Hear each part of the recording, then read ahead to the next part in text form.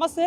తెలంగాణ రాష్ట్రంలో ఉన్న SI constable సంబంధించిన ఆస్పిరెంట్స్ అందరూ ఈరోజు తెలంగాణ డీజీపీ గారిని కలవడానికి అయితే లకడికప్పుల ఆఫీస్ దగ్గరికి అయితే రావడం జరిగింది. సో ప్రధానంగా కాంగ్రెస్ పార్టీ ఇచ్చిన ఏదైతే హామీలో భాగంగా దాదాపుగా 18 నుండి 19,000 పోస్టులు ఖాళీగా ఉన్నాయని చెప్పేసి ఒక ఇన్ఫర్మేషన్ అయితే రావడం జరిగింది. సో దానికి సంబంధించి కొన్ని రోజులలో 5,000 పోస్టులకు నోటిఫికేషన్ కూడా రాబోతా ఉందని చెప్పేసి రాష్ట్ర ప్రభుత్వం దీనికి సంబంధించి ఒక ఇన్ఫర్మేషన్ బయటికి రావడంతో ఆ నిరుద్యోగులందరూ దీనిపై పెద్ద ఎత్తున ఆందోళన చేస్తూ ఉన్నారు. సో ఈ 5,000 పోస్టులు రావడం వల్ల కొన్ని జిల్లాలకైతే 0 పోస్టులు వచ్చే ఛాన్సెస్ ఉన్నాయి. దీన్ని తక్షణమే ఆపేసి ఫుల్ నోటిఫికేషన్ ఇవ్వాల్సిన అవసరం ఉందని చెప్పేసి దీనికి సంబంధించి ఎస్ఐ కానిస్టేబుల్ జేఏసీ ఆధ్వర్యంలో ఈరోజు వినతి పత్రం కూడా ఇచ్చిన పరిస్థితి అయితే కనిపిస్తుంది. దీనికి సంబంధించి జేఏసీ నాయకులు ఆకాష్ కావచ్చు, నవీన్ కావచ్చు మనతో పాటు ఉన్నారు. ఒకసారి మాట్లాడించే ప్రయత్నం చేద్దాం. భయ్యా, ఏంటి మరి డీజీపీ గారిని కలిసి ఏమంటా ఉన్నారు? మరి 5,000 నోటిఫికేషన్ వల్ల ఎంతవరకు న్యాయం జరిగే ఛాన్సెస్ ఉన్నాయి? అన్న 5,000 పోస్టులు ఇవ్వడం వల్ల చాలామంది గ్రామీణ ప్రాంత విద్యార్థులకు అనేది తీవ్ర అన్యాయం జరిగే అవకాశం ఉంది. ఎందుకంటే గతంలో 2022లో పోలీస్ నోటిఫికేషన్ ఇచ్చినప్పుడు 15,000, 16,000 పోస్టులు ఇవ్వడం ద్వారా అప్పుడు జీవో నెంబర్ 46 ఉండడం వల్ల 1, 2, 3 పోస్టుల కేటగిరీలు ఉంటాయి. అంటే మనం ఇప్పుడు పోలీస్ నోటిఫికేషన్లో ముఖ్యంగా చూడాల్సింది ఏంటంటే 9 కేటగిరీలు ఉంటాయి అనమాట. General category, EWC category, BC, A, B, C, D, E, SC, ST, ex servicemen quota, sports quota, home guard quota, NCC quota, sports quota, CPP కూడా, ఎంఎస్పి కూడా అని ఇలా 9 కేటగిరీలు, 6 సబ్ కేటగిరీలు, మొత్తం 15 కేటగిరీలు ఉంటాయి. అంటే మినిమం ఒక్కొక్క కేటగిరీకి ఒక్కొక్క పోస్ట్ రావాలన్నా కూడా 30 పోస్టులు ఉండాలి. కానీ 30 పోస్టులకి ఇవ్వడానికి 30 జిల్లాలు ఇంటూ 30 వేసుకున్నా కూడా రావట్లే కదా పోస్టులు. మరి ఎక్కడ వేస్తున్నట్టు? మ్యాన్ పవర్ కావాలని ఎంతసేపు సిటీలో అంటున్నారు.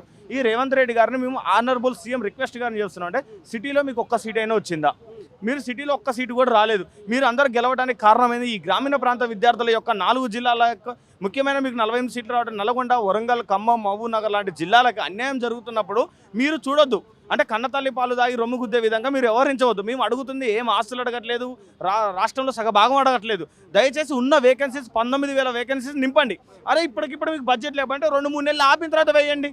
December 9 మీకు ఫేమస్ కదా, December 9 సోనియా గాంధీ అంటారు కదా. ఆ 9వ తారీఖు 19,000 పోస్టులు వేయండి. అలాగే ఎస్ఐ పోస్టులు వేయండి. ఇంకా మళ్ళీ ఈ నోటిఫికేషన్ మళ్ళీ మీ పీరియడ్ అయిపోయిన వరకు మీ జోలికి రామని బాండ్ మీద కూడా రాసివ్వండి, రాసిస్తాం మేము. ఇప్పుడు మీరు 5,000 పోస్టులు వేసి 3,000 పోస్టులు సిటీలు వేస్తే 2,000 పోస్టుల్ని 29 జిల్లాలకు పంచాలంటే ఎలా పంచుతాం? పల్లి పట్టణాలు కూడా ఒకసారి ఆలోచించండి. గ్రామీణ ప్రాంత విద్యార్థులు దిల్షునగర్లో చదువుకుంటుంటే మీరు పోస్టులు తక్కువ వేస్తారంటే మేము ఎవరిని అడగాలి? ఇప్పుడు డీజీపీ ఆఫీస్కి వచ్చినాం, ఇంతమంది రావాలంటే ఛార్జీలు ఎక్కడి నుంచి వస్తాయి? హోమ్ మినిస్టర్ని కలవాలంటున్నారు. డీజీపీ గారిని కలవడమే మాకు గగనమైంది. వీడికి వచ్చేసరికి భయంగా ఉన్నది. మరి ఇప్పటికి కూడా పంపించలేదు. కొద్దిగా రిక్వెస్ట్ చేస్తే వాళ్ళు పంపించారు. మరి సీఎం గారికి దగ్గర హోమ్ మినిస్టర్ ఉంది. ఎమ్మెల్యేలనే కలవనప్పుడు మమ్మల్ని మాలాంటి వాళ్ళని ఎలా కలుస్తారు? మేము వెళ్ళి అలా బాధలు ఎలా చెప్పగలుగుతాం? హోమ్ మినిస్టర్ వేరే మినిస్టర్ దగ్గర ఉంటే ఇలా జరిగిందని చెప్పగలుగుతాం. ఒక పక్కన ఏజ్ అయిపోతుంది, ఒక పక్కన నోటిఫికేషన్ పోస్ట్ అంటున్నారు. వారం రోజుల నుంచి సరిగ్గా అన్నం కూడా తినకుండా నిద్ర అవుతుంది. ఇలాంటి జిరాక్సులు కొట్టియాలన్నా కూడా ఇది ఒక 100 రూపాయలు అవుతుందన్న. ఈ 100 రూపాయలు కూడా మాకు ఎక్కడి నుంచి వస్తాయి? మేము ఎవరిని అనాలి? ఒకవేళ ఏదైనా పార్టీ సపోర్ట్ తీసుకుంటున్నా వీళ్ళు ఆ పార్టీ అంటున్నారు. వీళ్ళు ఆ పార్టీ, నిరుద్యోగుడు ఏ పార్టీ అన్న? గ్రామీణ ప్రాంతాల్లో ఇంటికాంచి వచ్చిన పార్టీలో చుడి తిరగడానికి ఇదే రేవంత్ రెడ్డి, రాహుల్ గాంధీ, ప్రియాంక గాంధీ వచ్చినప్పుడు మరి వాళ్ళు మేము తిరిగినాం కదా అన్న. అప్పుడు మీరే సాక్ష్యం. వాళ్ళ ద్వారా ధర్నాలు పెట్టించారు, వాళ్ళు చేసిరు. అప్పుడే మేము వాళ్ళకి మంచి వాళ్ళకి పడ్డాం.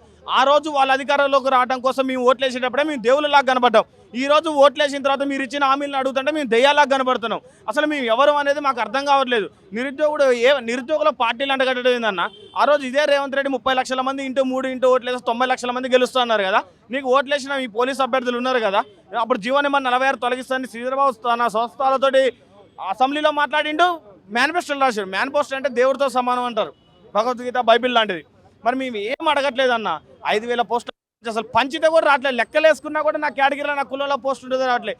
2.5 సంవత్సరాలు అయిందన్న హైదరాబాద్ చేరుకొని. 2022లో నోటిఫికేషన్ వచ్చింది. 24లో 23 ఎండింగ్లో నోటిఫికేషన్ కంప్లీట్ అయింది. 24 నుంచి 26 అన్న ప్రభుత్వం వచ్చి ఎవరీ నోటిఫికేషన్ 12 నుంచి 15 లక్షల మంది అప్లై చేస్తారన్న. అత్యంత భారీగా అప్లై చేసిన నోటిఫికేషన్. మా నోటిఫికేషన్ ఈ రోజుతో అయిపోయేది. ఈ వీడియో ద్వారా రేవంత్ రెడ్డి గారికి నేను I request sir honourable CM, మేము ఏమంటున్నాం అంటే మీరు ఇప్పటికిప్పుడు నోటిఫికేషన్ వేయకపోయినా మాకు ఇబ్బంది లేదు. దయచేసి 5,000 అనే నోటిఫికేషన్ తోటి వేసి మానసిక క్షోభకి చాలా మంది ఆత్మహత్య చేసుకునే పరిస్థితి వస్తుంది. December 9 దాకా టైం తీసుకోండి. బడ్జెట్ ఉన్నప్పుడు ఆ 19,000 నింపండి. నింపినప్పుడు కూడా మేము వెంటనే మీ నియామక పత్రాలు కూడా ఇవ్వని అడగం. ప్రిలిమ్స్ ఒక 4 నెలలు పెట్టండి, ఈవెంట్స్కి ఒక 4 నెలలు టైం ఇవ్వండి, మెయిన్స్, మెడికల్ ఇవన్నీ ఒక 4 నెలలు, ఈవెంట్స్ అది ట్రైనింగ్ ఒక 1 ఇయర్ ఉంటుంది. 2 ఇయర్స్లో 2027 వేసినా కూడా, డిసెంబర్ అంటే 2027 వేసినా కూడా 2029కి మీ పీరియడ్ అయిపోతుంది. మీరు మా నోటిఫికేషన్ కూడా అయిపోతుంది. దయచేసి ఈ 5,000 పోస్టులు వేసి మళ్ళీ ఇంకో 5,000 అంటే అసలు చదవడానికి ఆ కోచింగ్ ఫీజులు కట్టి ఉన్నావు. ఈ విషయం కనుక ముందే తెలిసి ఉంటే ఇంటి దగ్గర నుంచి వచ్చి అప్పుల పాలు అయ్యే వాళ్ళం కాదన్న. ఇంటి దగ్గర నుంచి అప్పుల వాళ్ళ పాలెం కాదు. అసలు బుక్స్, స్టడీ హాల్స్ చాలా మంది మానసిక క్షోభకు పడుతారు సార్. ఇప్పుడు తెలుసుకున్నారు కావచ్చు, అశోక్ నగర్, చిక్కడపల్లి లైబ్రరీలో నిరుద్యోగుల పరిస్థితి ఎట్లా ఉంది? ఎందుకంటే అసలు నిజమైన నిరుద్యోగులే కాదని చెప్పేసి మాట్లాడుతూ ఉన్నారు. అన్న నిరుద్యోగులు మా కాదమ్మా, మొక్కలు చూస్తే అర్థమవుతుంది అన్న. ఎవరి దగ్గర ఏ లీడర్ దగ్గర ఇట్లా చేయి చాచి అడిగే బతుకులు కాదు మావి. మేము పోయి గ్రామీణ ప్రాంత విద్యార్థులం అన్న. మీకు తెలుసు, మేము అందరికీ తెలుసు సమాజంలో. ఒక్కరోజు దిల్షునగర్ రమ్మని అన్న ఏడుస్తున్నారు. ఆడపిల్లలు ఎందుకు వచ్చారన్న? ఇక్కడికి వచ్చిన ఆడపిల్లలు ఎందుకు వచ్చారన్న? వాళ్ళ పార్టీలా పెళ్ళైన అమ్మాయిలు వచ్చారన్న, అక్కలు చెల్లెలు అందరూ వచ్చారు. వాళ్ళు వచ్చారంటే ఏంటన్నా డీజీపీ ఆఫీస్ ఎత్తుకుంటా యూనిఫామ్ వేసుకొని రావాలనుకుంటాం తప్ప ఇట్లా ఏం రాదన్న. గ్రామీణ చాలా మంది అంటారు యూనిఫామ్ జాబ్ వచ్చిన తర్వాత చాలా ఇబ్బందికరంగా ఉంటుంది. కానీ చాలా మంది గ్రామీణ ప్రాంత విద్యార్థుల యొక్క పరిస్థితులు ఏంటంటే గ్రూప్స్ అవి కోచింగ్ తీసుకునే స్తోమత లేక దృఢంగా బలంగా కొద్దిగా హైట్ ఉండేసరికి ఉరికితే లాంగ్ జంప్ అది దూకితే ఆ చివరి పోస్ట్ టీజీఎస్పీ పోస్ట్ అన్నా వస్తుందని ఆశతోటి హైదరాబాద్లో అడుగు పెడతాం అంతే తప్ప ఇదేదో దీనితోటి బిల్డింగ్లు కడతామని కాదన్న. కానీ దయచేసి రేవంత్ రెడ్డి గారు 15 లక్షల మంది అభ్యర్థులండి. మీకు ఒకసారి చిన్న గుర్తు చేస్తున్నారు. 2009లో అక్టోబర్ 9 తారీఖు పోలీస్ అభ్యర్థులు 14 హైదరాబాద్ ఫ్రీ జోన్ అన్నందుకే చాలా గొడవ వచ్చి తెలంగాణ ఉద్యమమే దారితీసింది. లాస్ట్ టైం గత గవర్నమెంట్ జీవో నెంబర్ 46 తీసుకెళ్ళడం వల్ల 4 జిల్లాలలో చాలా ఇబ్బంది పరిస్థితి ఏర్పడింది. మరి ఇప్పుడు మళ్ళీ మీరు కూడా పోలీస్ అభ్యర్థులతోనే పెట్టుకుంటే ఎట్లా?